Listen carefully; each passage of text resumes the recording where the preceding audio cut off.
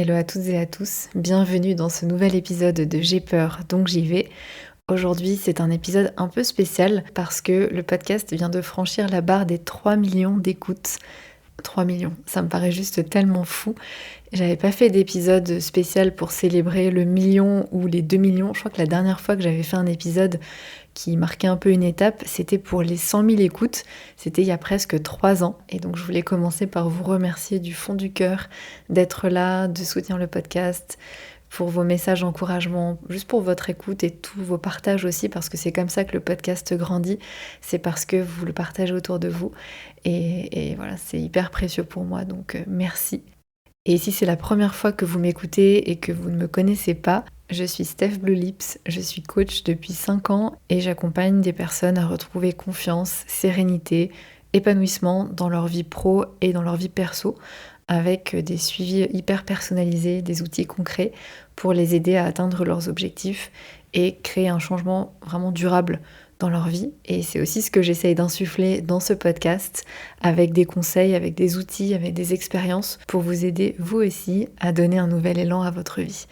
Mais je n'ai pas toujours été coach, je n'ai pas toujours fait ce podcast. J'ai eu d'autres vies professionnelles avant et beaucoup de hauts et de bas avant de trouver ce qui m'anime vraiment. Et donc aujourd'hui, pour cet épisode un peu spécial, je vais vous partager mon histoire de reconversion professionnelle. Je vais vous raconter sans filtre les erreurs que j'ai faites, parce qu'il y en a eu plein, et comment vous pouvez les éviter. Je vais vous parler de comment j'ai finalement trouvé ma voie, de ce qui m'a aidé après des années de flou, de doute, de questionnement, au point même où je me demandais si je trouverais un jour quelque chose fait pour moi ou pas, ou si je devais juste me contenter de ce que j'ai. Et je vous partagerai les leçons que j'en ai tirées et qui, j'espère, pourront vous être utiles si aujourd'hui vous êtes dans cette situation. Si vous sentez que votre situation pro actuelle ne vous correspond plus, mais que vous ne savez pas quoi faire d'autre, que vous ne savez pas vers quoi vous tourner, que peut-être vous avez peur du changement. Si c'est le cas, sachez que vous n'êtes pas seul, c'était mon cas aussi. Et pourtant, en soi, j'étais pas mal lotie. Et je pense que justement, c'est peut-être ce qui faisait que c'était encore plus dur de changer. Mais ce que je voyais, c'est que j'étais pas forcément épanouie. Je m'ennuyais, j'avais du mal à me motiver, les journées étaient longues, longues, et je voyais pas vraiment de sens à ce que je faisais. Et c'est difficile à expliquer, mais je sentais au fond de moi que j'étais pas à ma place, mais je ne savais pas quoi faire d'autre. En fait, je n'ai jamais su quoi faire d'autre. Ça remonte à aussi loin que je me souvienne. J'ai toujours eu plein d'idées de métiers. Quand j'étais petite, je voulais être archéologue, je voulais être anthropologue. Après, je me disais architecte d'intérieur, ça serait pas mal, ou styliste, ou pourquoi pas faire les beaux-arts. Et en fait, la physique, ça a l'air super intéressant. Bref, il y avait plein de choses qui m'intéressaient. Et en fait, c'était ça mon problème, c'est qu'il y avait trop de choses qui m'intéressaient. J'ai toujours été super curieuse, mais du coup, je passais d'un sujet à l'autre sans vraiment jamais me spécialiser dans un truc et sans vraiment me fixer sur un truc. Par contre, ce que j'ai toujours su, c'est que je voulais faire de longues études et je pense que ça vient du fait que mes deux parents sont immigrés, qu'ils n'ont pas forcément eu la chance de faire des études ou de longues études. Ils ont commencé à travailler tôt et leur souhait pour moi, c'était que je puisse décrocher un diplôme, avoir un bon métier, entre guillemets. Alors, j'ai jamais eu de pression de leur part, mais je pense que j'avais intégré inconsciemment depuis toute jeune que voilà, c'était la bonne voie, on va dire. Et toute petite, je disais déjà que je voulais faire un doctorat, alors que je ne savais pas du tout en quoi ça consistait. Mais voilà, j'avais cette idée en tête de faire les études les plus longues possibles, comme si c'était gage de, je sais pas, de réussite. Après le bac, bien sûr, je ne savais pas quoi faire. Donc j'ai suivi les conseils de ma prof d'économie de l'époque et j'ai fait une fac de droit et économie. Ensuite, j'ai enchaîné avec Sciences Po. Et j'ai toujours essayé de privilégier les filières généralistes, histoire de ne pas me fermer trop de portes. À Sciences Po, j'ai plutôt opté pour le management public, parce que je me disais que travailler dans le secteur public, ça aurait plus de sens que de bosser pour le profit d'une entreprise. Mais à la fin de mes études, à la fin de mon master, je n'ai bien sûr pas fait de doctorat, mais surtout est venu le temps de passer les concours de la fonction publique, puisque c'est ce à quoi je me destinais. En fait, j'ai eu peur. J'ai eu peur de rentrer dans une carrière de fonctionnaire que j'oserais plus quitter et surtout de passer à côté d'un de mes rêves à l'époque qui était de découvrir le monde, de voyager. Je savais qu'une fois focus sur ma carrière, même si dans la fonction publique on a la possibilité de prendre une année de dispo, je savais très bien que j'allais pas le faire et la retraite me paraissait beaucoup trop loin, donc j'ai pris toutes mes économies, j'avais bossé pendant toutes mes années étudiantes, j'ai pris mon sac à dos et je suis partie voyager seule pendant 1 an avec l'espoir au fond de moi d'y voir un peu plus clair, de mieux me connaître et d'arriver à savoir ce que je voulais vraiment pour ma vie professionnelle. Bon, spoiler alerte, ça ne m'a pas du tout aidée. Au contraire, alors c'était extraordinaire, hein. J'ai vécu de superbes expériences, j'ai beaucoup gagné confiance en moi, mais je suis rentrée avec encore plus de questions que quand j'étais partie, encore plus d'idées, d'envies, de choix possibles. Bref, j'étais pas beaucoup plus avancée, même si à ce moment-là, je savais que j'allais pas passer les concours de la fonction publique. Et donc, comme je m'étais spécialisée dans la communication politique lorsque j'étais en études et lors de mes stages, je me suis lancée dans la communication et donc j'ai enchaîné les expériences pro dans la com, dans le marketing, ensuite dans la banque, dans le monde du luxe. C'était super intéressant. À chaque fois, ça créait du challenge, mais ça ne résolvait pas le problème de fond. Et quelques années plus tard, j'en étais toujours à me demander, est-ce que je suis vraiment à ma place? Est-ce que c'est ça que je veux pour ma vie? Et j'avais l'impression très souvent de porter un masque au travail, de devoir constamment mettre mes valeurs de côté pour rentrer dans le moule, pour faire mon travail. Et j'avais très souvent une espèce d'angoisse le dimanche soir, parfois plus une tristesse qu'une angoisse. Après, ça s'est transformé en angoisse. Mais au début, c'était plus voilà, la tristesse de repenser que lundi, il faut recommencer. Et que voilà, les journées étaient longues. Et je me demandais si c'était pas moi le problème, si j'étais pas trop exigeante. Parce que je voyais les autres qui arrivaient à se motiver, alors que moi, je trouvais pas de sens dans ce que je faisais. En fait, passer les 6 premiers mois, la première année, où c'était intéressant, où j'apprenais de nouvelles choses, voilà, ça, c'était pas... Je trouvais plus d'épanouissement. Et je me demandais, est-ce que en fait c'est pas ça la norme? Est-ce que tout le monde ne se sent pas comme ça au travail et en fait fait semblant d'être heureux? Et en réalité, cette pensée, elle m'a beaucoup bloquée. J'avais tendance à beaucoup minimiser mon insatisfaction, à me dire que bah c'est normal de pas aimer son travail, personne n'est vraiment passionné par son travail, et bah en gros c'est normal, du coup il n'y a rien à faire. Donc, laisse tomber, et puis de toute façon, tu ne sais pas quoi faire d'autre, t'as pas de passion particulière, t'as jamais eu de vocation, donc arrête de te prendre la tête et reste là où tu es. Et puis de toute façon, c'est pas si mal en vrai. Les collègues sont plutôt sympas, les missions sont intéressantes, ça paye bien et ça te permet d'avoir des projets. Donc de quoi tu te plains? Ça, c'est des pensées qui m'ont beaucoup bloquée dans le fait de vraiment chercher ce qui me correspondait. Mais quand même, je voyais de plus en plus des gens qui aimaient ce qu'ils faisaient, des gens qui avaient osé changer, qui ne subissaient pas leur travail, qui aimaient vraiment ce qu'ils faisaient. Et j'ai commencé à me dire, ok, en fait c'est possible. Il y a des gens avec beaucoup plus de contraintes que moi, avec des enfants, un crédit, une maison à rembourser, et qui osent, qui se reconvertissent et qui y arrivent. Et ça a planté la graine pour un changement plus profond. Donc j'ai commencé à regarder un peu sur internet, à parler autour de moi, à lire des livres, à écouter des podcasts. Mais j'ai eu une vague de peur qui m'est tombée dessus. Grosse résistance de mon cerveau qui essayait de tout faire pour éviter le changement. Et j'arrêtais pas de me dire, mais est-ce qu'il y a vraiment un métier qui va me rendre heureuse? Est-ce que je vais pas décevoir les personnes qui m'ont fait confiance jusqu'ici? Est-ce que je vais pas avoir l'air instable de changer encore? Et puis si je change et qu'en fait je suis encore plus malheureuse qu'avant, ça me faisait hyper peur aussi, de se dire en fait tout ça pour rien. Et toutes ces études pour rien, parce que mine de rien, j'avais déjà un master, clairement pas envie de reprendre des études, et j'avais hyper peur de repartir de zéro. Même si aujourd'hui je sais que c'est faux, parce que nos expériences, nos compétences, elles sont hyper précieuses, et on peut très souvent les transférer dans un nouveau domaine, mais l'important ça va être d'identifier ce qui est transversal, ce qui est transférable, et de savoir les valoriser dans un nouveau contexte. Mais à ce moment-là, j'avais pas conscience de ça, donc j'avais hyper peur, et même la question financière. En fait, j'avais hyper peur de perdre en stabilité, de gagner moins, alors que avec le recul, je peux vous dire qu'un an après m'être lancée dans le coaching, je gagnais déjà plus que ce que je gagnais avant. Et depuis, j'ai toujours eu un revenu stable et en croissance en réalité. Mais en vrai, ça, la question de l'entrepreneuriat, de travailler à mon compte, c'était même pas une question. À ce moment-là, c'était même pas sur la table.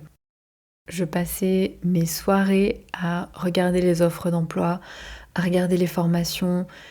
Honnêtement, ça me prenait la tête. J'y pensais tout le temps, sans vraiment avancer. Mais voilà, je regardais les listes de métiers qui recrutent. Et au fond, je cherchais une porte de sortie. Je cherchais l'idée, la voie, la formation, le truc qui me permettrait de fuir ce quotidien pro qui me pesait. Mais le risque en faisant ça, en cherchant à tout prix une porte de sortie, c'est de quitter une situation pro qui ne nous convient pas ou qui ne nous convient plus pour une autre qui ne nous conviendra pas plus ou qui ne nous conviendra pas non plus. Et c'est ce que j'avais fait de manière répétée dans le passé en changeant plusieurs fois. Et là, je voulais plus de ça. Je voulais plus d'un énième changement. Ça commençait à me fatiguer et j'avais besoin de certitude presque. En fait, j'attendais le moment où, en tombant sur un métier ou sur une formation, bim, ce serait l'illumination et je saurais instantanément que c'est ça que je veux faire de ma vie. Alors oui, c'est ce qui aurait été beaucoup plus simple, mais c'est ce qui m'a fait perdre énormément de temps parce que j'attendais en fait d'avoir ce déclic et bon, je vous spoil, mais ça n'est jamais arrivé. Et puis, en cherchant un petit peu, j'ai découvert l'ikigai, donc j'ai fait mon ikigai, j'ai fait des tests de personnalité, j'ai téléchargé plein de ressources gratuites pour faire son introspection. Et ça aussi, c'est une erreur que j'ai faite, en fait, c'est de partir dans tous les sens, de me poser plein de questions sans vraiment avoir de structure et sans vraiment savoir comment en tirer un métier concret, comment en tirer un projet concret et en fait quoi faire de tout ça. Mais ça me donnait l'impression d'avancer. Et avec le recul, je partais dans tous les sens, j'avançais pas forcément, et je crois qu'en fait ça m'arrangeait. Dans un sens, tant que je ne trouvais pas, j'avais pas besoin de passer à l'action, pas besoin de changer, pas besoin de sortir de ma zone de confort. Alors qu'en réalité, réfléchir n'engage à rien. Mais ça, c'est quelque chose que je vois beaucoup chez les personnes que j'accompagne aujourd'hui dans leur reconversion. Ce truc de si j'avance, si je trouve, je vais devoir changer, je vais devoir démissionner. Et du coup, beaucoup de personnes repoussent même l'étape de réflexion par peur de se retrouver obligées de changer ensuite. Mais réfléchir à sa carrière, ça n'engage à rien d'autre que réfléchir. Et on reste maître du processus à chaque étape. Explorer ses envies, ses possibilités, ses options, ça ne force en rien à ensuite tout bouleverser. Ça donne simplement une clarté, un soulagement d'avoir identifié un projet qui soit concret, qui soit aligné. Et ensuite, on peut créer un plan d'action sur la temporalité qu'on a envie. Je veux dire, on peut tout à fait planifier une transition douce qui soit en accord peut-être avec d'autres projets perso ou pro. Enfin, il n'y a aucune obligation.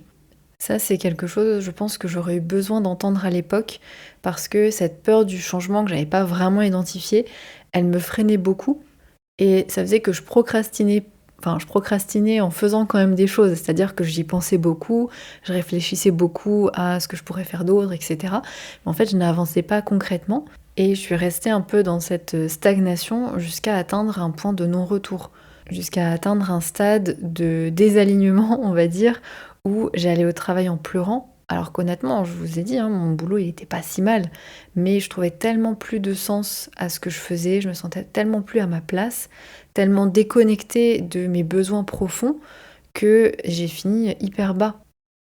J'ai passé une année franchement hyper sombre où j'ai aussi beaucoup perdu confiance en moi et c'est là où j'ai commencé à m'intéresser au développement personnel, à la psychologie.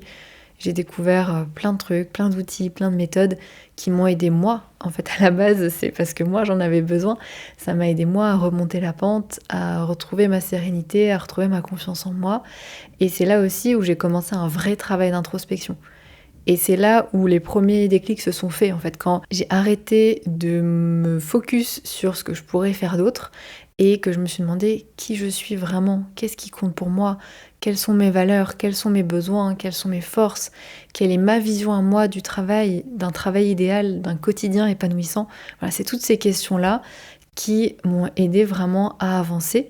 Et c'est pour ça d'ailleurs que la première partie du programme Oser, elle est entièrement consacrée à une introspection qui est vraiment profonde, qui est guidée, qui est structurée, parce que c'est ce qui permet ensuite de construire un projet qui est vraiment aligné, et un projet à partir de soi, plutôt que d'aller d'abord chercher des idées de métier et ensuite de se poser la question, est-ce que ça me correspond? Et parfois d'adapter un petit peu les réponses parce qu'on se dit que ce projet a l'air plutôt cool, et donc on occulte certaines choses, certaines réalités qui peut-être feront qu'on ne se sentira pas si épanoui que ça en vrai. Mais voilà, on essaye un petit peu de s'adapter encore une fois au métier. Là, ce qu'on va chercher, c'est d'abord à comprendre qui on est, ce dont on a besoin, ce à quoi on aspire, avant de chercher une éventuelle formation. Alors oui, l'introspection, ça peut prendre du temps, mais ça c'est une grande leçon que j'en ai tirée personnellement, c'est que ça évite d'en perdre ensuite. Ça évite de perdre du temps dans une voie qui ne nous correspond pas. Combien de personnes j'ai accompagnées qui s'étaient lancées dans une formation parce qu'elles s'étaient dit que ça avait l'air chouette, ou parce que Pôle emploi leur a dit qu'il y aurait des débouchés, etc., pour au final se retrouver dans une voie qui ne leur correspondait pas. Et donc c'est du temps perdu, c'est de l'argent perdu, c'est de l'énergie perdue. Et donc mieux vaut prendre le temps de vraiment se poser des questions sur soi avant. C'est extrêmement important pour construire la suite. Alors je vous dis ça, mais moi j'avais identifié que le développement personnel, la psychologie humaine, c'était des choses qui me passionnaient, mais j'ai pas du tout envisagé ça comme piste parce que j'avais peur de me lasser, j'avais peur que ce soit une passade, et puis je connaissais même pas le métier de coach en fait, je connaissais psy, et j'avais pas du tout envie de refaire 5 ans d'études, c'était pas envisageable pour moi, jusqu'à ce qu'un jour quelqu'un me parle du métier de coach, et ça n'a pas été la révélation. J'ai pas du tout eu le déclic, et pourtant maintenant ça fait 5 ans que je fais ce métier, que j'adore, qui me passionne, qui me correspond sur tous les points, et pourtant ça n'a pas été la révélation, parce qu'il y a eu des doutes, il y a eu des peurs qui sont tout de suite arrivées, et je me suis dit mais qui je suis pour accompagner les gens? Qu'est-ce qu'on va penser de moi si j'annonce que je veux me lancer dans le coaching? Est-ce que je vais y arriver? Voilà, j'avais énormément de peurs, énormément de doutes, et plein d'a priori aussi sur le métier. Donc j'ai mis de côté cette idée pendant un bon moment. C'est une autre erreur que j'ai faite. J'ai longtemps pensé que certaines voies professionnelles n'étaient pas faites pour moi. C'est une erreur très fréquente quand on cherche sa voie, c'est d'éliminer des pistes en pensant que c'est pas possible, que c'est inaccessible, que pour y arriver il faut faire telle ou telle chose, alors qu'en vérité on se base sur des a priori, on se base sur ce qu'on a entendu, on se base sur une recherche Google rapide, et qu'on n'a pas suffisamment pris le temps de se renseigner et de creuser le projet. Il y a énormément de personnes qui passent à côté de pistes qui sont hyper intéressantes pour elles sur la base d'a priori. L'année dernière, par exemple, j'ai accompagné une personne qui, de base, avait écarté l'idée de travailler à son compte parce qu'elle disait qu'elle est introvertie et que ça pourra pas fonctionner pour elle, qu'elle n'arrivera pas à se vendre, qu'elle n'arrivera pas à trouver de clients. Alors qu'en réalité, il y a plein d'entrepreneurs qui réussissent très bien et qui sont introvertis. Après, je parle d'entrepreneuriat, ça peut être l'inverse, ça peut être des personnes qui en ont marre d'avoir un chef, qui ont envie de plus d'autonomie et plus de liberté, et qui du coup se focus uniquement sur l'entrepreneuriat, alors qu'il y a plein de postes salariés qui peuvent permettre de se sentir libre, autonome, de définir ses objectifs, de mener ses projets, etc.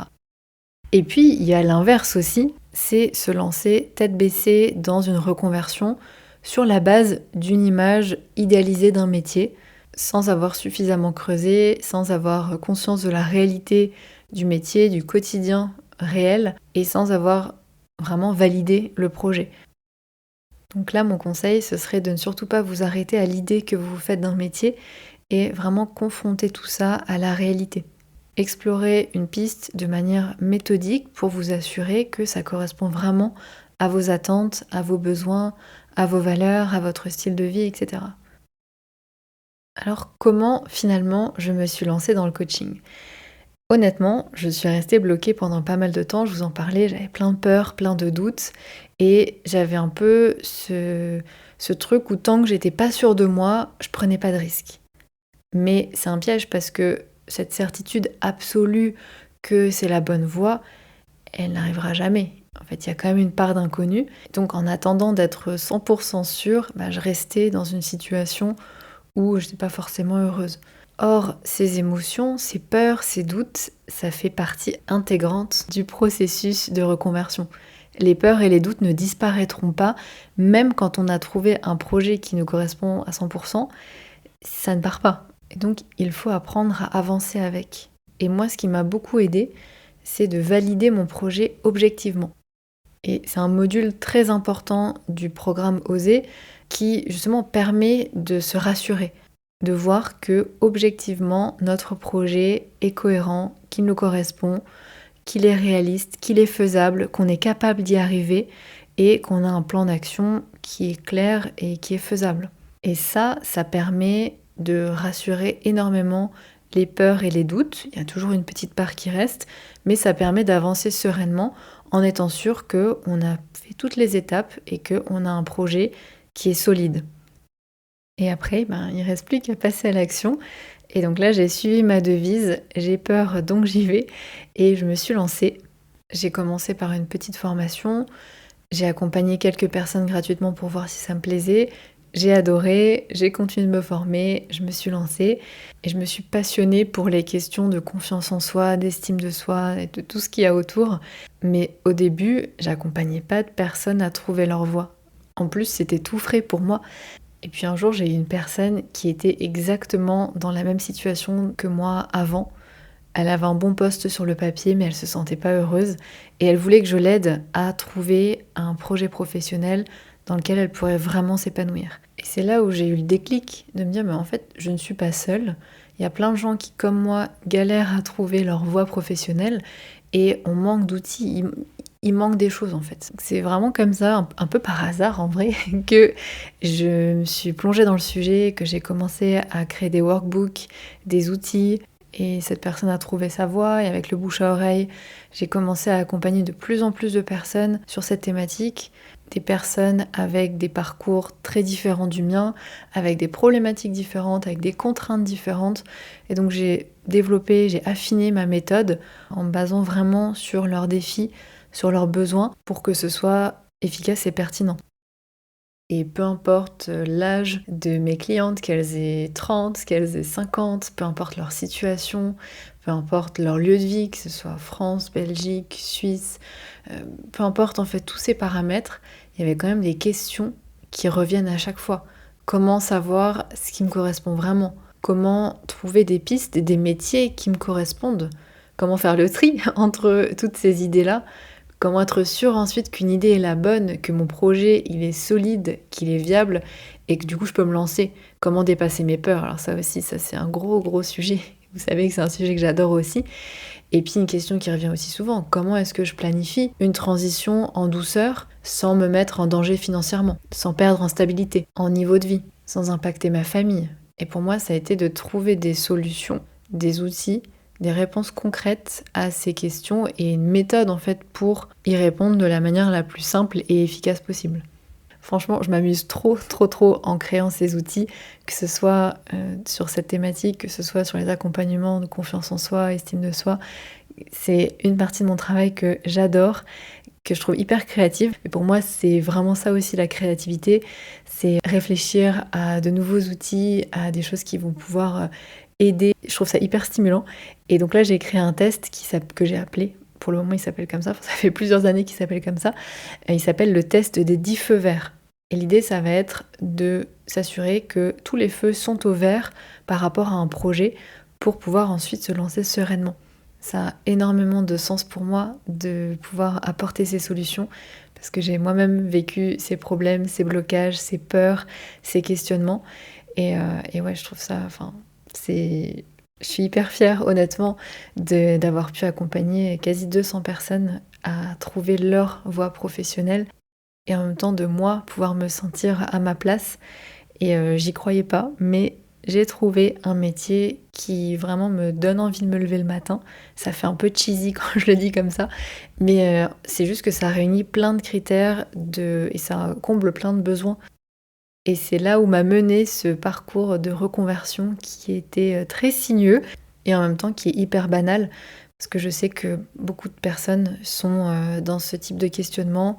Beaucoup de personnes cherchent un travail épanouissant, un travail qui a du sens. Et je suis vraiment convaincue que tout le monde peut trouver un travail qui lui correspond, alors un travail passion, je suis pas sûre que ce soit même nécessaire en fait pour s'épanouir, d'être passionné par son travail, mais un travail qui nous remplit, où on se sent fier, où on se sent aligné, où on sent que c'est juste pour nous, ça c'est vraiment possible et c'est possible pour vous.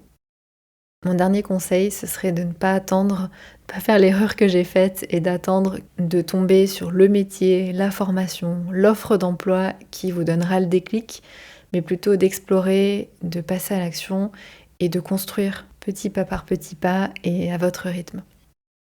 Si ça vous parle, si vous souhaitez reprendre le contrôle sur votre vie professionnelle, et trouver quelque chose qui vous correspond vraiment, je vous invite à me rejoindre dans le programme Oser, où je vous accompagne à trouver votre voie avec un chemin clair à suivre pour éviter de vous éparpiller, avec du coaching, avec une communauté d'entraide aussi, pour vous sentir compris, comprise et soutenu. Tous les infos, tous les détails sont sur mon site, sur stephbluelips.com/oser. Ça s'écrit stefbluelips.com/oser, O-S-E-R. Si je vous ai perdu, pas de souci, j'ai mis le lien dans la description de cet épisode, ou c'est aussi dans ma bio sur Instagram. Et puis je vous remercie de m'avoir écouté, je vous remercie d'être là. Voir que le podcast vous aide, vous accompagne au quotidien, ça donne énormément de sens aussi à ce que je fais. Donc juste merci et je vous retrouve dans 2 semaines. Ciao!